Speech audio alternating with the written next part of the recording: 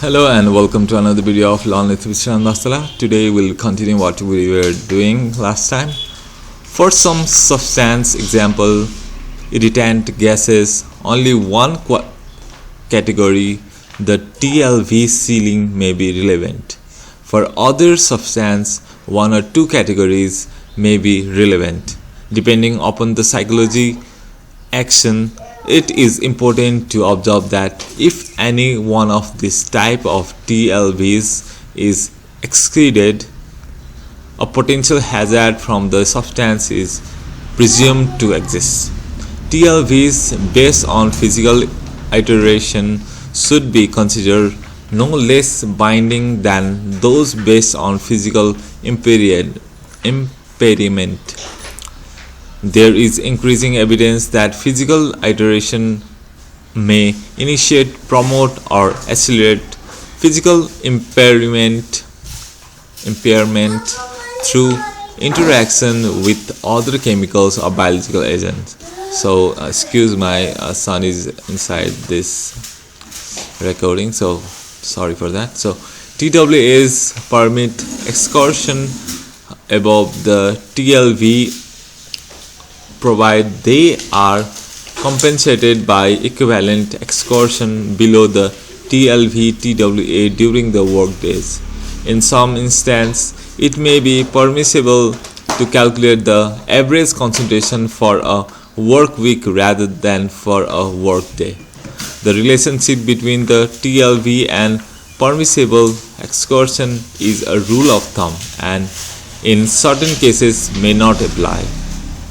The amount by which the TLVs may be exceeded for short period without injury to health depends upon a number of factors such as the nature of the contamination, whether very high concentration, even the short period produce acute poisoning, whether the effects are cumulative, the frequency with which high concentration occurs and the duration of such periods. All factors must be taken into consideration in arriving at a decision as to whether a hazardous condition exists or not. In order to widen the acceptability of the section, the recommendation TLVs of number of other gases and vapor are given in the table 1.28 and grouped in terms of probable sources. Again, we are reminded that these TVLs are simply guidelines and the national or state mandate limits should be consulted to ensure implication with the relevant laws. In any given atmosphere, if there are two or more airborne pollutants, gases or particulates that have adverse effect on the same part of body, then the TLV should be assessed on the base of their combined effects.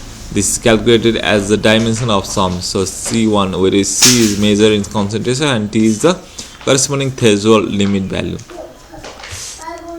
If the sum of this series exceeds unity, then the TLV of a mixture is deemed to exceed. Okay, so it should not be more than 1 or like towards 1. So this is a table.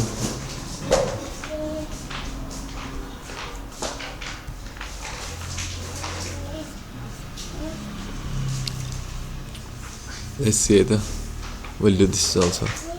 For example, an analysis of air samples taken in a return airways indicates that the following concentration: carbon dioxide 0.2%, carbon monoxide 10 ppm, hydrogen sulfide 2 ppm and sulfur dioxide 1 ppm.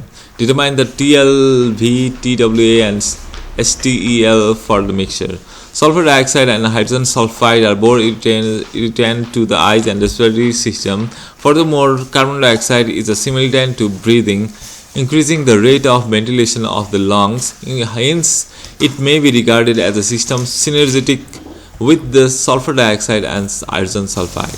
Carbon monoxide, however, affects the oxygen carrying capacity of bloodstream and need not be combined with other gases in determining the. Okay, I'll give you some Yeah, you can screenshot or you can pause the video and look after this.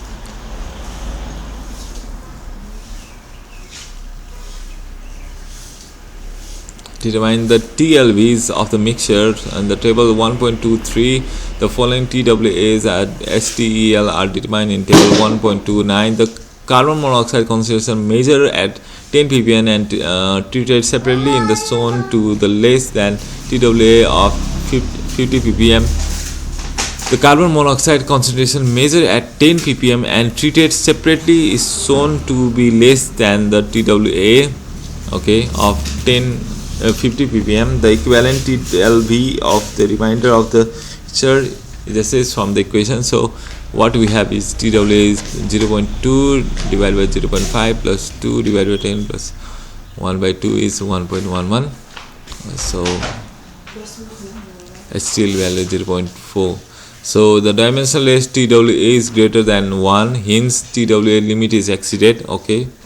However, STEL is less than unity. The implication is that the personnel may spend time periods not exceeding 15 minutes in the atmosphere, but not completely 8-hour shift.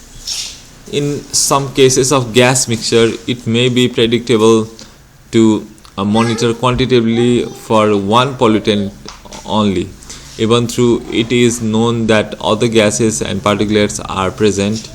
In such circumstances, a pragmatic approach is to reduce the TLV of a measured substance by a factor that is assessed from the number, toxicity and estimated concentration of other contaminated known to the present.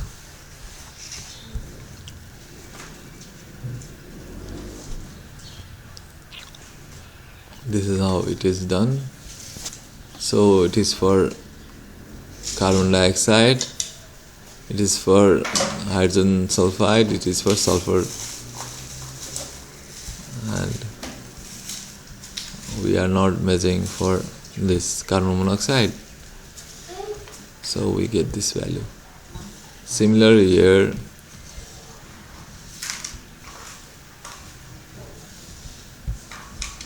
uh, 0.2 and 1. So